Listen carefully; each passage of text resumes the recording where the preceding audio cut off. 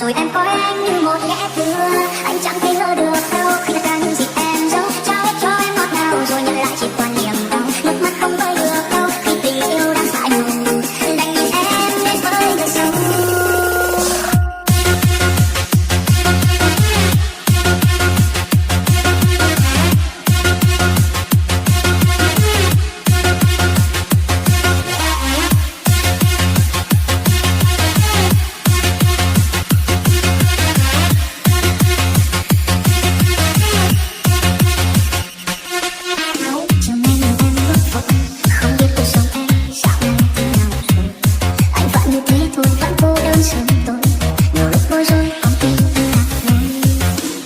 Lúc anh yêu thương em hết lòng, sao em lại lỡ bỏ anh trong đợi mong. Anh như kẻ ngu si chẳng bận tâm điều gì, để rồi nhìn em ra đi. Nhiều lúc anh cứ suy nghĩ anh đã làm sai điều gì mà em ra đi không một lời từ ly. Hóa ra lúc ta yêu nhau em cũng chỉ toàn dối lừa, và rồi em coi anh như một kẻ thua. Anh chẳng thể ngờ được đâu tất cả những gì em giấu trao hết cho em ngọt ngào rồi nhận lại chỉ toàn niềm đau. Nước mắt không vơi được đâu khi tình yêu đã phai màu, đành nhìn em đến với người sống.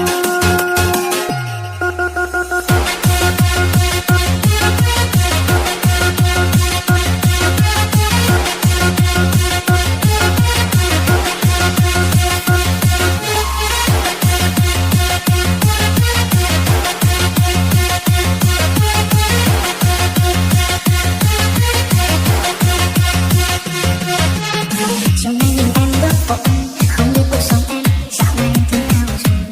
Anh vẫn như thế thôi, vẫn cô đơn sống tôi. Nhiều lúc bối rối, có khi lạc lối. Lúc anh yêu thương em hết lòng, sao em lại lỡ bỏ anh trong đợi mong. Anh như kẻ ngu si chẳng bận tâm điều gì, để rồi nhìn em ra đi.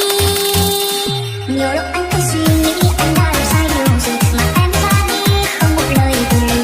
Hóa ra lúc ta yêu nhau em cũng chỉ toàn dối lừa, và rồi em coi anh như một kẻ thua. Anh chẳng thể ngờ được đâu khi tất cả những gì em giấu trao hết cho em ngọt ngào rồi nhận lại chỉ toàn niềm đau. Nước mắt không vơi được đâu khi tình yêu đã phai màu, đành nhìn em đến với người sống. Nhiều lúc anh cứ suy nghĩ anh đã làm sai điều gì mà em ra đi không một lời từ ly.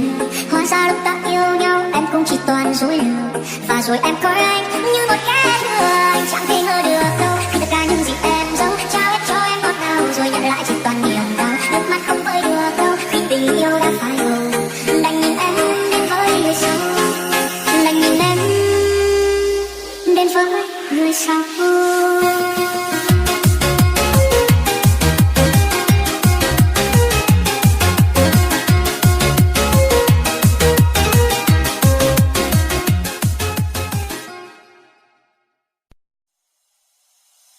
Nhiều lúc anh cứ suy nghĩ anh đã làm sai điều gì mà em ra đi không một lời từ ly. Hóa ra lúc ta yêu nhau em cũng chỉ toàn dối lừa, và rồi em coi anh như một kẻ